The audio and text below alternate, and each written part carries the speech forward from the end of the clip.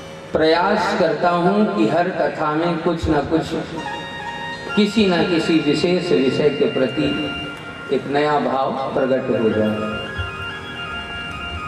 तो उत्साह है, और उत्साह को पूर्णता तब मिल जाती है जब गुरुजन पधारते हैं। तो आज हमारे शहडोल नगर के पंचायती मंदिर के परम पूजनीय श्री शास्त्री जी, मैं तो स्वभावतः बचपन से आपको मामा जी ही कहता आया हूँ, परंतु आप गुरु रूप हैं, सदगुरु रूप हैं, इसलिए आपको व्यासपीठ से बारंबार प्रणाम है, बहुत सारा अभिनंदन। तो इस कथा सत्र में 7 बिंदुओं की व्याख्या प्रतिदिन हुई। सोई गति, सोई मति, सोई भगति, सोई निज चरण स्नेह, सोई विवेक, सोई रहनि प्रभु, हम ही कृपा करी देव। 7वां दिन है मांगने का। और ध्यान रहे, मांगने में अगर गड़बड़ी कर दी तो बहुत बुरा हाल होगा, क्योंकि मांगना सबको आता नहीं है। क्या मांगना चाहिए, किससे मांगना चाहिए, कब मांगना चाहिए और किस प्रकार मांगना चाहिए, ये जानना पड़ेगा। ठाकुर जी प्रकट हो गए आपके स्नेह से, आपकी भक्ति से, आपके क्रियाकलाप से, आपकी रहनी से, आपके विवेक से, आपकी गति से, आपके मति से, आपके चरण स्नेह से प्रसन्न हो गए और प्रकट हो गए। और मुस्कुरा करके ठाकुर जी ने आपकी परीक्षा ली, बेटा वरदान मांगो। तो हम क्या मांगे उनसे? हमारे मन में किस वस्तु की कमी है? हम वस्तु मांगे, पदार्थ मांगे, प्रयोजन मांगे, अथवा किसी प्रकार का हम कोई उद्देश्य मांगे कि प्रभु हमारे पास ये नहीं है, आप हमें ये दे दीजिए। भगवान से मांगना ये हमें सीखना पड़ेगा। मैंने कथा के पहले दिन निवेदन किया था कि संत हमें केवल भजन करना नहीं सिखाते थे, हमें सब कुछ सिखाते हैं। कैसे रहना चाहिए, कैसे भजन करना चाहिए, कैसे सोचना चाहिए, किस स्थिति में जीवन जीना चाहिए, और अंत तो गत्वा जब भगवान की प्राप्ति हो जाए, भगवत प्राप्ति हो जाए, तो भगवान से क्या मांगना चाहिए। यदि आप सांसारिक सुखों की प्राप्ति मांगते हैं तो निस्संदेह आपने फिर से बड़ी भूल कर दी। सुखों की प्राप्ति तो हो जाएगी, लेकिन भगवान का ही बनाया हुआ नियम है कि सुख शाश्वत नहीं है, सुख अशाश्वत है। सुख क्षणिक होते हैं, कम समय के लिए होते हैं। इसलिए यदि आपने सांसारिक सुख मांग भी लिया तो भैया चक्कर में आपको पड़ना पड़ेगा। सच तो ये है कि मांगने वाला सदैव वही वस्तु मांगता है जिस वस्तु का उसके जीवन में अभाव होता है। जिस वस्तु की आपके जीवन में कमी होगी, आप उसी वस्तु को मांगोगे। और अलग अलग लोग, अलग अलग हिसाब से जीने वाले लोग जब भगवान की शरण में पहुंचते हैं तो महाराज अलग अलग याचना करते हैं, अलग अलग मांगते हैं। प्रभु हमें ये दे दीजिए, प्रभु हमें ये दे दीजिए। कोई भक्त सुख मांगता है तो कोई भक्त दुख मांगता है। कुंती जी ने मांगा विपद हसंतु न शश्वत तत्र तत्र जगत गुरु। महाराज हमें सुख नहीं चाहिए, हमें आप दुखों का भंडार दे दो। कोई भक्त आता है और भगवान के सामने तपस्या करता है, अवस्था 5 वर्ष की है, भगवान कहते हैं वरम ब्रूयात्। तो कहता है महाराज हमसे तो बोलते ही नहीं आता, हम आपसे मांगेंगे क्या। तब भगवान पहले उसे बोलने की शक्ति देते हैं और वह बालक योन्तः प्रविश्य मम वाचमिमां प्रसुप्तां कह करके स्तुति करता है। सरकार आपने सोई हुई वाणी को जगाया। भगवान ने कहा जगाया इसलिए कि तुम मांग सको, मांगो। भक्त कहता है महाराज अगर देना है तो श्रेष्ठ पद प्रदान कीजिए। तो भगवान उसे श्रेष्ठ पद प्रदान करते हैं। लेकिन मैया ने और गुरुदेव ने समझा करके भेजा था, बेटा ध्रुव यदि मांगने की बारी आए तो श्रेष्ठ पद मांगना। श्रेष्ठ पद माने जिसके चरण सबसे श्रेष्ठ हैं, ऐसे चरणों की भक्ति मांग लेना। लेकिन ध्रुव ने भी मांगने में गड़बड़ी की और जीवन भर ग्लानि सहित भजन किया। ध्रुव सगलानि जप्यउ हरि नाउ, पायऊ अचल अनुपम ठाऊ। अब बारी आई दूसरे नन्हे भक्त की, जिसका नाम है प्रहलाद। महाराज प्रहलाद जी ने भगवान को प्रकट किया भावना से। श्री भगवान प्रकट हुए, गोद में बिठाया, दुलराया, प्यार दिया, पुचकारा और प्रेम से भगवान ने सिर पर हाथ फेरते हुए कहा, प्रहलाद मांगो वरम ब्रूयात्। प्रहलाद ने कहा, महाराज कामानाम हृदय संरोहम भवतस्तु वृणे वरम। मैं आपसे वरदान मांगता हूँ कि ये जो मांगने वाला बीज है हमारे हृदय के भीतर, यही बीज जल करके भस्म हो जाए, हमें चाहिए। श्री भगवान ने उसे गले से लगा लिया, जाहि न चाहिए कबहु कछु, तुम सन सहज सने। बारी आई देवताओं की। देवताओं आपको क्या चाहिए, मांगो। तो देवताओं ने भुजा पसार करके मांगा कि सरकार आपका आश्रय मिलता रहे बार बार, जब भी हमारा जीवन संकट में फंसे तब तब आप रक्षा करने के लिए प्रकट हो जाइए। तो श्री भगवान कभी कच्छप बन करके आए, कभी मोहिनी बन करके आए, कभी धन्वंतरी बन करके आए, कभी अमृत रूप लेकर के आए, लेकिन महाराज देवताओं को तिरस्कृत नहीं होने दिया, अपमानित नहीं होने दिया, संसार में उपेक्षित नहीं होने दिया, बल्कि भगवान ने उनकी भी लाज रखी और उनकी भी याचना पूरी की। अब बारी आई भक्तों की। तो भक्तों से श्री भगवान का जब साक्षात्कार होता है और भक्त भगवान के सामने खड़ा हो जाता है तो हाथ पसार करके इतना ही मांगता है कि प्रभु आपकी प्रसन्नता बनी रहे, आप जिस वस्तु में प्रसन्न हो मेरी अनुकूलता उसी में। यत्ते सुजात चरणां गुरुहं स्तनेषु, भीता सनैः प्रियदधीमहि कर्कशेषु, तेनाटवी मटसि यद्गच्छते न किं स्मितपूर्पादिभिर्भ्रमसिभिर्भवदायुषां नः। जिन सुकुमार चरणों को हम अपनी छाती में रखने में कतराती हैं, डरती हैं, घबराती हैं, उन सुकुमार चरणों से आप वृंदावन की वीथियों में विचरण कर रहे हो, सरकार यह अन्याय है। इसलिए हम मांगती हैं कि आप जहां हैं वहीं सुखी बने रहिए, हमारा प्रेम इसी में पक जाएगा। और तत्सुख सुखित्वम की भावना जब भक्त के हृदय में आ जाती है कि परमात्मा के सुख में ही हमारा सुख समाहित हो जाए, तो श्री भगवान अपने भक्त की इस उदारता को देख करके स्वयं को उसे प्रदान कर देते हैं। लो, मेरे पास अब देने लायक कोई दूसरी वस्तु बची नहीं, इसलिए तुम मुझे ही ग्रहण करो।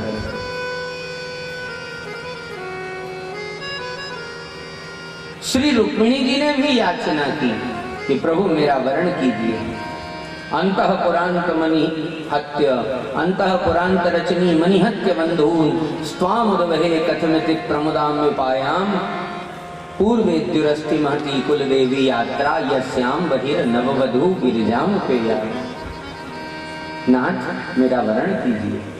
क्यों वर्ण करें? श्रुत्वा गुणान भुवन सुंदर शृण्वतां ते, निर्विश्य कर्ण विवरैर हरतोंगतापम, रूपम दृशाम दृशिमताम अखिलार्थलाभम, त्वयच्युताम विशतु चित्तम पत्रपम।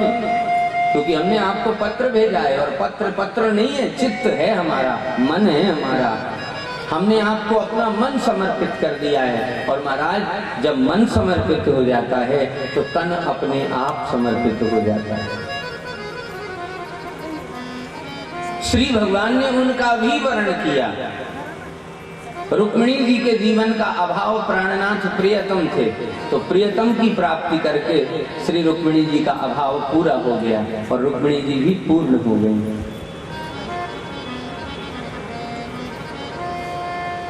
सातवें दिन की कथा मांगने की कथा है।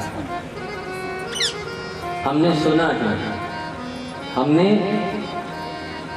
प्रमाण रूप में पाया है कि यदि इन आचार्यों के चरणों को दृढ़ता से पकड़ लिया जाए, ग्रंथ को दृढ़ता से पकड़ लिया जाए, ग्रंथ के किसी एक श्लोक को दृढ़ता से पकड़ लिया जाए, तो पूर्णतम परमात्मा की उसी क्षण प्राप्ति हो जाती है।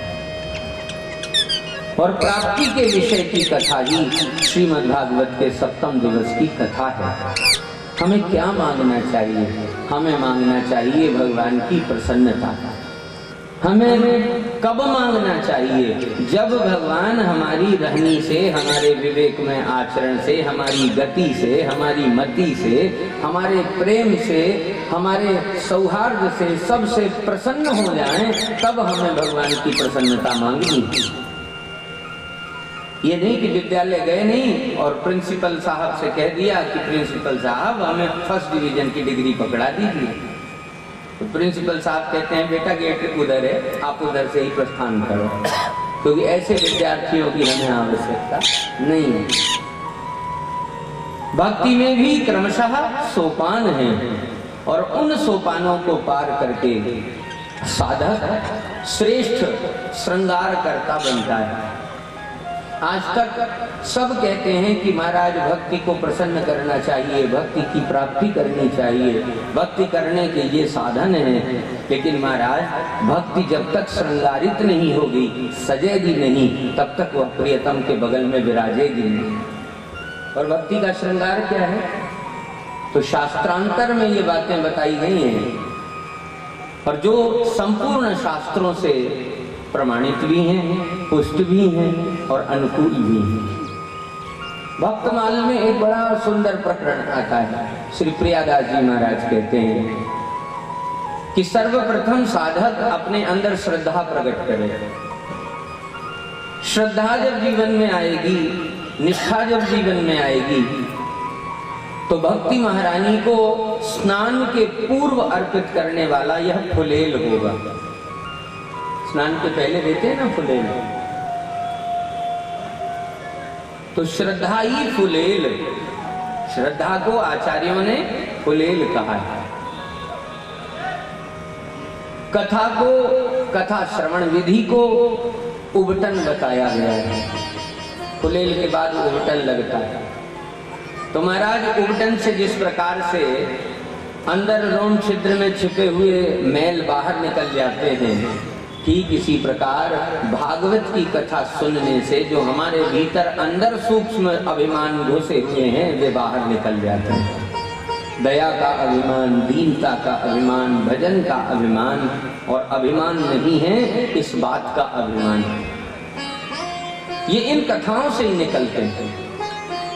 जब हम सुनते हैं कि दया करने वाले ने अपने दोनों हाथ पैर कटवा लिए, परंतु हाथ पैर काटने वाले का नाम नहीं बताया।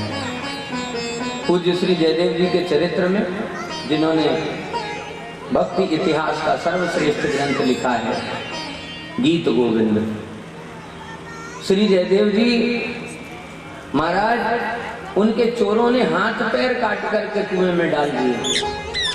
कई दिनों तक पड़े रहे, लेकिन भक्ति में कमी नहीं आई। हाथ पैर कटवा करके भी महाराज वे कुएं में पड़े ही अपने गोविंदनाथ का स्मरण करते रहे, स्वामी का स्मरण करते रहे। प्रकारांतर से कोई राजा निकल रहा था, उसको प्यास लगी, सैनिकों को आज्ञा दी, जाओ निकालो देखो। जल निकालने आए सैनिकों ने देखा कि एक महात्मा बैठकर भजन कर रहे हैं। महाराज प्रयास पूर्वक उन्हें निकाला गया। निकाल करके उन्हें राजा ने पूछा कि आपकी ये दुर्दशा किसने की? तो जयदेव जी ने एक शब्द नहीं कहा कि किसने की, बोले प्रभु विधान था, इसलिए प्रभु विधान से मेरे हाथ पैर काट लिए गए। अच्छा जी, तो राजा उन्हें भगवत भक्त मानकर, जानकर उन्हें अपने साथ में अपने राज्य ले गया। और भक्त जब किसी के यहाँ पहुँचता है तो उत्सव प्रकट होते हैं। तो जयदेव जी के पहुंचने पर उत्सव ही उत्सव प्रकट हुए, खूब उत्सव किए, और बाहर से सब संतों की भीड़ वहां आने लगी। तो जिन चोर और डाकुओं ने हाथ पैर काटे थे जयदेव जी के, उनके कान में भी गया कि कोई बड़ा सिद्ध महात्मा आया है, और उसके आने पर बिना कुछ किए केवल तिलक चंद्र लगाकर जाने मात्र से ही भर भर के स्वर्ण मुद्राएं दक्षिणा में मिलती। तो चोरों ने कहा महाराज ये अच्छा नया काम है, क्यों ना हम भी तिलक लगा लें और साधु का सा वेश बना लें और पहुंच जाएं वहीं। तो चोर भी पहुंच गए महाराज, और श्री जयदेव जी कथा कह रहे थे। तो कथा करने वाले की दृष्टि तो सब पे पड़ जाती है। जयदेव जी की दृष्टि उनसे मिली और उनकी दृष्टि जयदेव जी से मिली। तो चोरों को तो थरथराहट होने लगी कि महाराज ये तो वही व्यक्ति है जिसके हाथ पैर हमने ही काटे थे। तो हो ना हो अब ये राजा को बुलाएगा और हमें तुरंत फांसी चढ़वाएगा। इतने में राजा को जयदेव जी ने संकेत से बुलाया और निकट बुला करके कुछ कान में खुसर पुसर की। तो तब तो महाराज उनके तो आधे प्राण वहीं निकल गए। अब तो पक्का इन्होंने हमारा नाम ले दिया होगा। मंच से उतर करके राजा ने उन चोरों के सामने साष्टांग दंडवत लगा दी और दंडवत लगा करके कहा कि हमारे श्री महाराज जी ने कहा है आप उनके विशेष अतिथि, इन्हें जितना भोजन कराना हो सो कराओ, इन्हें जितनी दक्षिणा देनी हो सो भर भर के दक्षिणा दे दो। इतना ही नहीं, अपना कोष खोल दो और जितना ये ले जा सके इन्हें भर कर ले जाने दो। ये बड़े अच्छे महात्मा हैं। चोर तो चोर महाराज, उन चोरों ने जितना उठा सकते थे उतना धन राजमहल से बटोरा और बटोर करके पीठ पर लाद करके चलने लगे। तो राजा ने कहा महाराज जी इतना नहीं उठा पाएंगे, हम आपको सैनिक भी दे देते हैं, उठाने वाला भी दे देते हैं, वो आपको पहुंचा आएगा। तो सैनिकों के सिर पर माल लदवा कर आगे आगे सैनिक चलने लगे और सैनिक चलते चलते उनसे क्या कहते हैं, महाराज जी हमें एक बात समझ नहीं आई, इतने महात्मा आए लेकिन इतना विशेष स्वागत किसी का नहीं हुआ जितना आप लोगों का हुआ।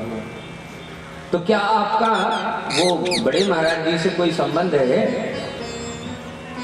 चोर तो चोर ही है, संत दया करने से नहीं चूकता और दुष्ट अपनी दुष्टता का प्रदर्शन करने से नहीं चूकता।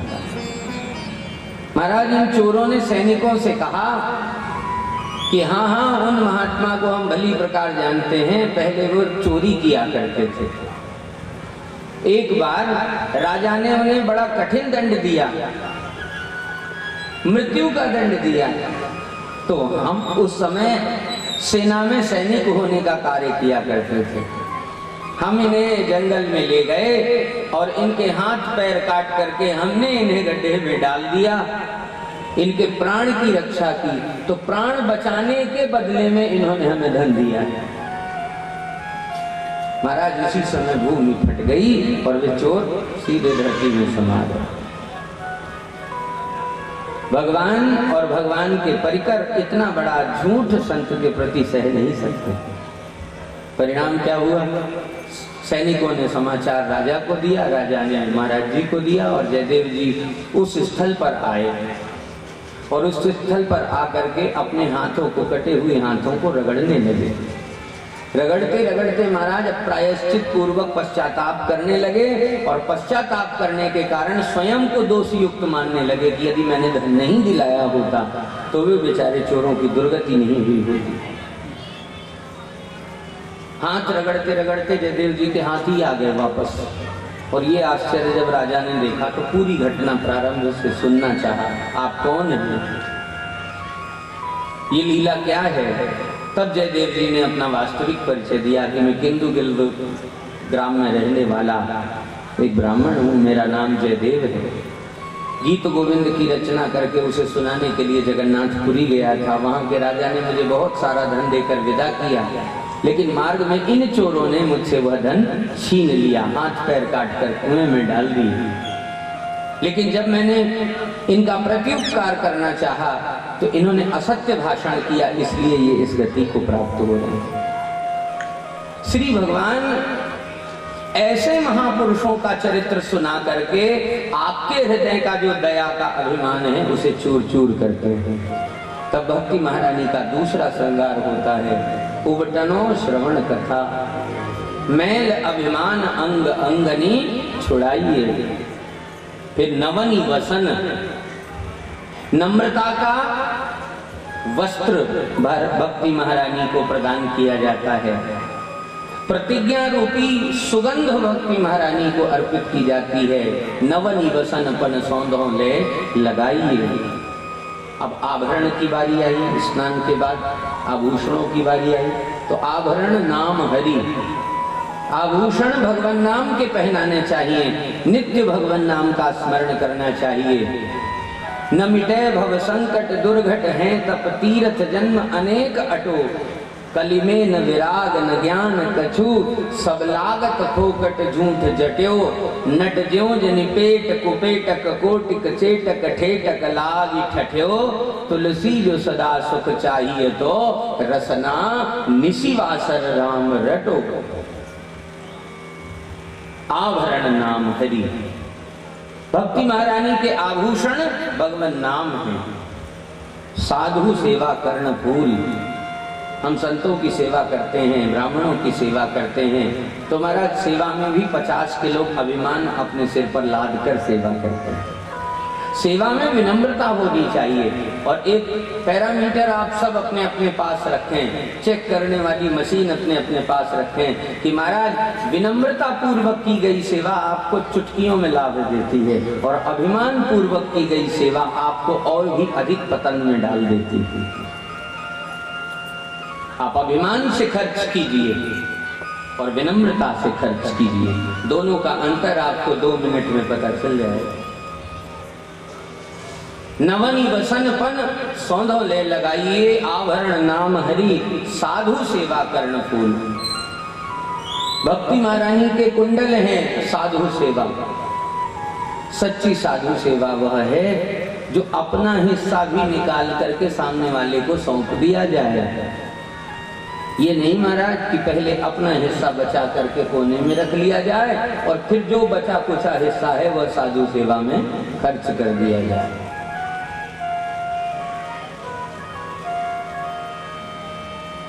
यदि हमने ऐसा किया तो हमारी साधु सेवा पूर्ण नहीं होगी।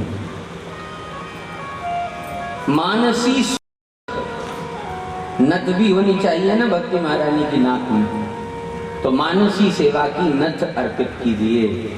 श्री ठाकुर जी का मन ही मन श्रृंगार कीजिए, उत्थापन कीजिए, अभिषेक कीजिए, उनसे प्रेम कीजिए, बिना खर्च की यात्रा कीजिए। महाराज कहीं कोई खर्च लगने वाला नहीं है।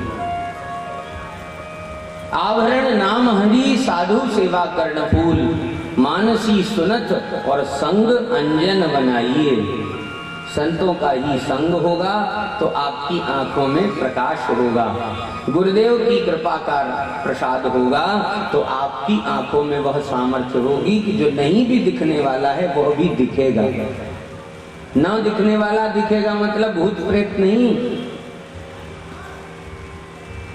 जिसे हम सामान्य आंखों से नहीं देख सकते वह परमात्मा भी हमारे दृष्टि में सम्मिलित हो जाएगा। जथा सु अंजन अंजिद्रग साधक सिद्ध सुजान, कौतुक देखत शैलवन भूतल भूरि निधान। गुरुदेव के चरणों का प्रसाद जब आंखों में अंजन बन करके उतरता है तो जो दिखता नहीं है वह भी दिखने लगता है। तो मानसी सुनत संग अंजन बनाइए और भक्ति महारानी को श्रृंगार चारु पीरी चाह, सदैव ये लालसा बनी रहे कि श्री भगवान की कथा सुनने को मिले, श्री भगवान का प्रेम प्राप्त हो जाए, श्री भगवान की दया करुणा हमें मिल जाए। ये उत्साह पूर्वक जब हमारे अंदर चाह होगी तब भक्ति महारानी का श्रृंगार पूरा होगा। अथवा हम चाहे कितना भी प्रयास कर ले महाराज तो भक्ति के एक श्रृंगार को भी हम पूर्ण नहीं कर पाएंगे, और जब तक भक्ति हमारे हृदय में प्रवेश करेगी नहीं तब तक भगवान की चर्चा तो सीताराम सियाराम। तो हमें कब मांगना चाहिए? जब हम इतने मापदंडों में खरे उतर जाएं। अच्छा जी, इतना करना नहीं बन पाए तो एक सरल काम कीजिए कि अपने श्री ठाकुर जी को अपने घर का सदस्य मान लीजिए। अभी तक सिर्फ भगवान मान करके रखा है, सजावटी वस्तु मान करके रखा गया है, लेकिन श्री भगवान को जब आप अपने घर का सदस्य मान लेंगे तो जैसे घर के सदस्यों के साथ व्यवहार करते हैं वैसा ही व्यवहार आप उनसे प्रारंभ करेंगे। और व्यवहार जैसे ही प्रारंभ होगा तो महाराज व्यवहार एक पक्ष का नहीं होता, फिर ठाकुर जी भी हाथ बढ़ा करके दूसरे पक्ष से व्यवहार करेंगे। और ये बातें केवल कहने की नहीं है, सुन करके आनंद लेने की नहीं है, ये अपने प्रैक्टिकल जीवन में उतारने की भी बातें हैं। और बहुतों ने अपने जीवन में उतारा है और इन्हीं मंदिर विहारी सरकार से न जाने क्या क्या प्राप्त किया है। तो श्रीमद् भागवत की साप्ताहिक कथा का यह 7वां दिन कुछ मांगने का है। मांगना है तो भगवत चरणारविंदों में प्रेम मांगिए। मांगना है तो हम आपके अनुकूल बन सकें, ये मांगिए। प्रभु हमें आप वैसा बना लीजिए जैसा आप चाहते हैं। हम तो जैसे हैं वैसे हैं ही, हम में कोई परिवर्तन नहीं हो सकता, परंतु आप सर्व सामर्थ्यवान हैं। आप कृपा करके हमें अपने अनुकूल बना लीजिए। और इसके विपरीत जहां चतुराई लेकर के कोई व्यक्ति भगवान के पास जाता है कि प्रभु हम तो ऐसे हैं, आपको स्वीकार करना ही होगा, वहीं बात बिगड़ जाती है। वहीं भगवान नारद जी की तरह कोई ना कोई कान मरोड़ करके एक नया पाठ प्रारंभ कर देते हैं और लीला बदल जाती है। तो आइए आज 7वें दिवस की कथा में देखते हैं कि अन्य रानियां भगवान से क्या मांगती हैं, भगवान के परम मित्र श्री सुदामा जी उनसे क्या मांगते हैं, और कथा के अंत में श्री राजराजेंद्र परीक्षित श्री सुखदेव जी से क्या मांगते हैं। इन्हीं मांगने वाली कथाओं पर आधारित आज की कथा है। तो पहले हरिनाम से हम अपने मन को संतुष्ट करें और नाम का आश्रय लेकर के कथा में प्रवेश करें। मेरे साथ एक बार पुनः भाव से प्रेम से गाइए। गुण रूप भरी श्यामा प्यारी, गुण रूप भरी श्यामा प्यारी, रस रूप भरो मेरो बांके बिहारी, रस रूप भरो मेरे बांके बिहारी, गुण रूप भरी श्यामा प्यारी, गुण रूप भरी श्यामा प्यारी, गुण रूप भरी श्यामा प्यारी, गुण रूप भरी श्यामा प्यारी, रस रूप भरो मेरो बांके बिहारी, रस रूप भरो मेरो बांके बिहारी, रस रूप भरो मेरो बांके बिहारी, रस रूप भरो मेरे बांके बिहारी।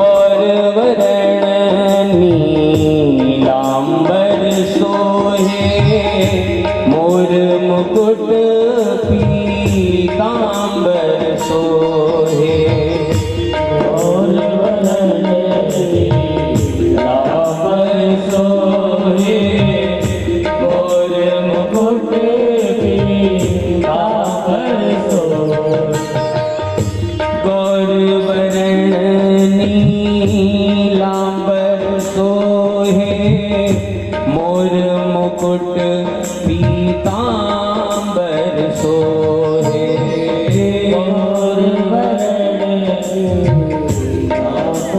सोहे मोर मुकुट पीतांबर सोहे जोड़ी पे जाऊं बलिहारी जोड़ी पे जाऊं बलिहारी रस रूप भरे मेरे माँ के बिहारी रस रूप भरे मेरे माँ के बिहारी गुण रूप भरी श्यामा प्यारी गुण रूप भरी श्यामा प्यारी रस रूप भरे मेरे माँ के बिहारी रस रूप भरे मेरे माँ के बिहारी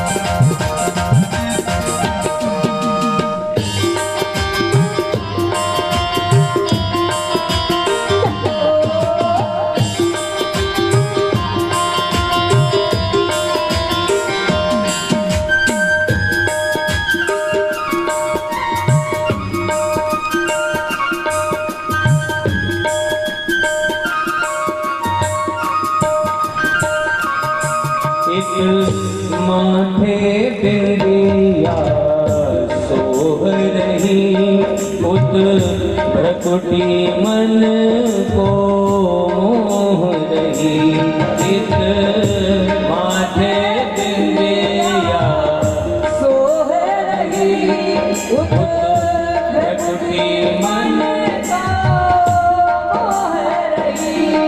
है रही रस की बरसा भारी है रही रस की वर्षा भारी गुण रूप भरे मेरे माँ के बिहारी रस रूप भरे मेरे माँ के बिहारी गुण रूप भरी श्यामा प्यारी गुण रूप भरी श्यामा प्यारी रस रूप भरे मेरे माँ के बिहारी रस रूप भरे मेरे माँ के बिहारी रस रूप भरे मेरे माँ के बिहारी रस रूप भरे मेरे माँ के बिहारी गुण